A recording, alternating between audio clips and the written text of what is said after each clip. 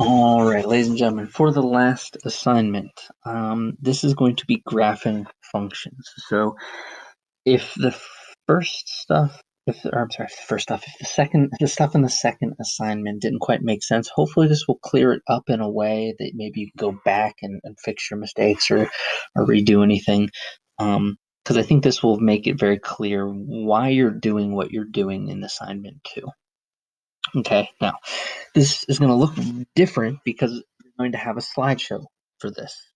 All right, no different. You're going to put your work in your version of the slideshow and then submit it. And so let's look at the directions. For each of the two functions given in slides 3 and 4, complete the table and graph. So you are going to do 3 and 4. All right, I'm going to show you how to do it on 2 as the example. It says hint, the scribble tool next to the shape tool in your toolbar will allow you to create freehand drawings. So you can use your mouse for this. You should be okay. This is what it means. If you go here and so here's the shape tool. All right, go right here and then hit scribble. And then look at that. You can scribble all about. I'm going to delete that. But that's how you're going to graph the function. So something a little different this time, all right? In terms of this, you're just going to fill it in using this. I don't need to see the work. That's totally fine. Let me show you, though, how to do the work. Okay, now we have a table with a bunch of x's, -2 to 2. All right, this is, if you were ever asked why we do it this way, with a function, if you want to figure out what's happening with it, because when we graph, that's what we want to know. What's the pattern? What's it look like? This is a good section. You get a couple negatives, you get a couple positives, you get the 0, and you get to see how it reacts around the 0 and the negatives and the positives. All right. Now, these are x's. So for example, -2, x equals -2. You're going to have to plug it in for each of these numbers. So for -2, we want to find f of -2. And you're just going to take, now the x, this is something that if you guys tuned in for the bonus stuff, I think the most seen those first 3 weeks where we were totally off from school. The most done assignment was one based on actually on COVID, and it dealt with an exponent. This is an exponent.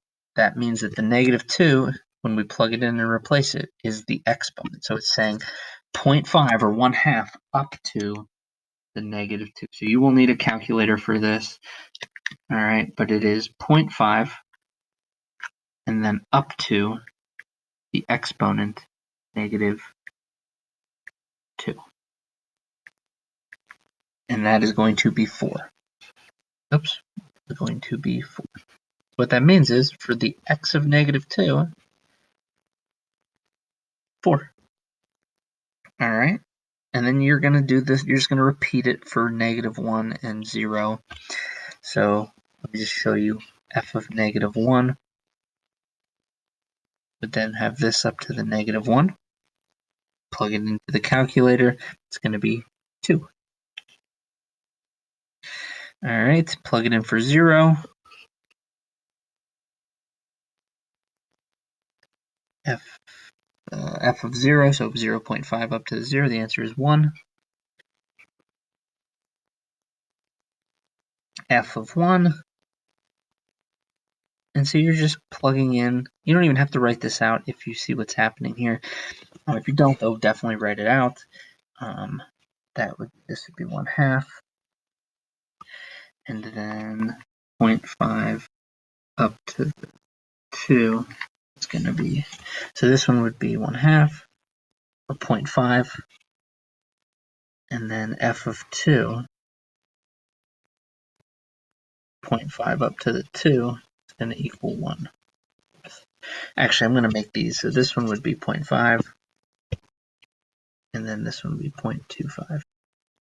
All right, so it got a little confusing there at the bottom, but you're just plugging in the x for x and finding the y that goes along with it. So when it comes to here, I'm going to go ahead and type it in. We got 4, we got 2, we got 1, got 0.5, and we got 0.25.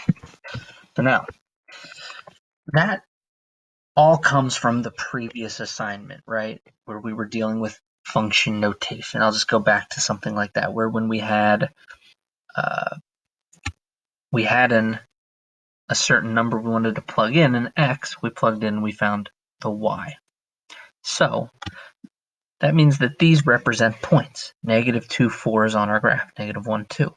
So hopefully you're seeing that from before, the reason we do this is we want to plug in an x, we find the y, and we're going to look at how it behaves on a graph.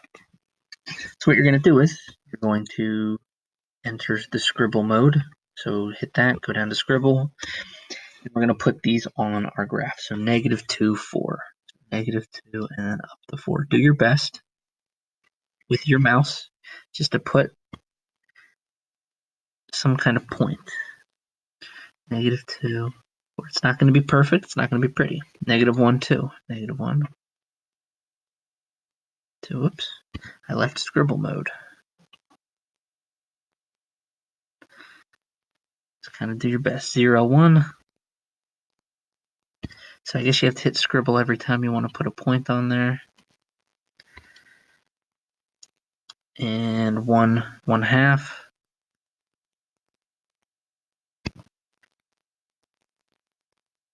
You know what? It might be easier. Let's make a change up right now. Delete these ridiculous looking things. How about we try something a little different? Let's try a shape.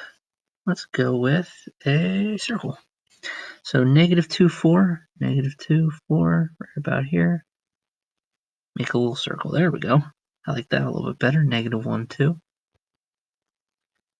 So go ahead and hit the shapes, circle, -1, 2, shapes, circle, 0, 1,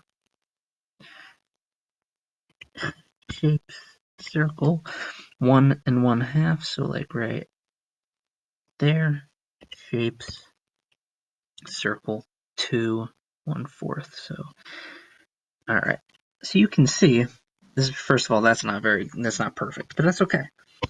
Hit scribble,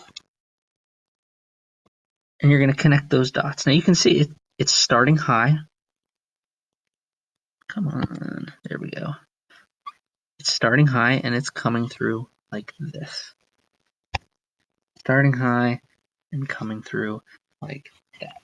And that's what we want to try and do. We want to see what does the function look like on a graph when we find some points. You can see it is a function. It passes the vertical line test. So yeah, that's about it. So for this one, you would plug -2 in, and it'd be -2 to the third. You'd find the y's, and then you want to plot the points and connect them. All right, guys, take care.